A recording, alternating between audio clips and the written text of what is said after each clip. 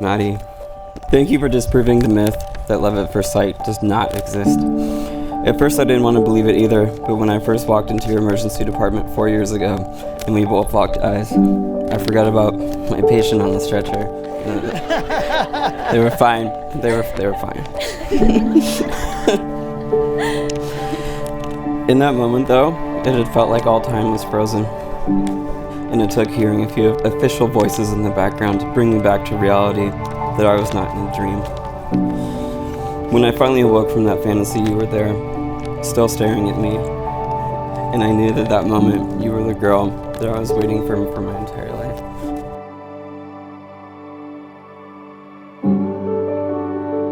Ben, from the first time I saw you and your pretty blue eyes met mine, I knew you would be someone special. I'm sure you probably noticed that I would strategically take my coffee breaks just to walk by you at work while you were in the ambulance bay. And on our first date, eating Frosties in your car after our long shifts, I knew I was going to marry you.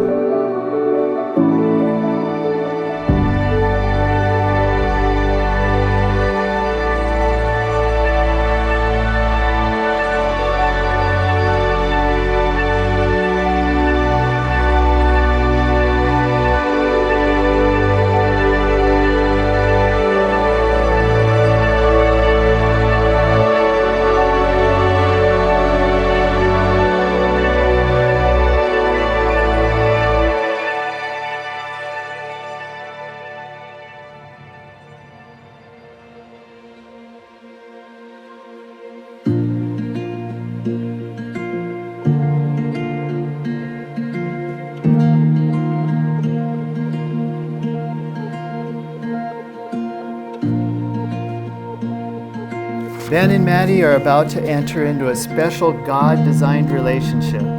They have a strong relationship and they are going to have a successful marriage. They are both devoted to each other and come from families that believe the joining of two individuals is a lifelong commitment of love and caring. Today we find that God has guided Ben and Maddie to this moment to be wed. I remember the time when Maddie and I made the snap decision to travel around Europe for 2 weeks. We left on February 11th, 2020. Yes, we did leave for Europe 12 days after COVID was declared a global health emergency. And yes, it was 2 weeks after Ben and Maddie got engaged. A few days prior to that trip, Maddie was now newly engaged, had also received even more great news, finding out that she had officially gotten into nursing school. But, of course, orientation was in the middle of our trip abroad. No worries, Ben to the rescue. Ben offered to sit in as an honorary nursing student and showed up to orientation as Maddie's fill-in. I know. He picked up her schedule, met all of her classmates and teachers, and even participated in all the icebreakers. Now that's love.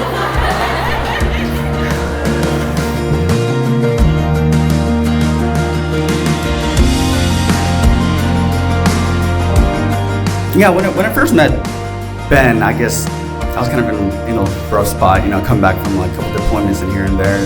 He kind of a mess, really. But I think Ben just kind of taught me how to be a good person and just how to treat the whole world, And I just want to let him know that I'm a better man because of it.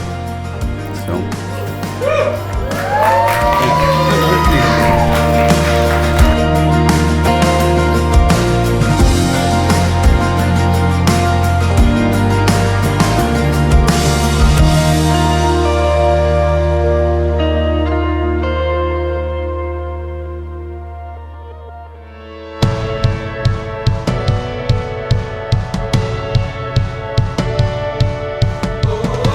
As your wife, I vow to love you unconditionally and wholeheartedly. I vow to keep God in the center of our marriage, and I vow to never stop pursuing you. I vow to do the laundry if you do the dishes, to laugh at your dad jokes, and encourage you in everything you do. I will be your biggest fan in life and make all your days better like you do for me. I love you. I feel like windows roll down. I vow to help you reach the top of the world with all your life's goals, even if that means I need to get you another stool.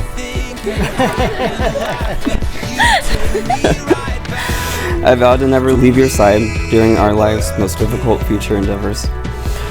I promise to always give you an A when you've done a good job, and we can celebrate with confetti. And most importantly, I vow to always keep it this way because you were literally the best thing that's ever happened in my life. And I love you, Maddie. I always will. I'll love you much longer than we both shall live. What God has joined together, let no one put asunder. You may kiss your bride.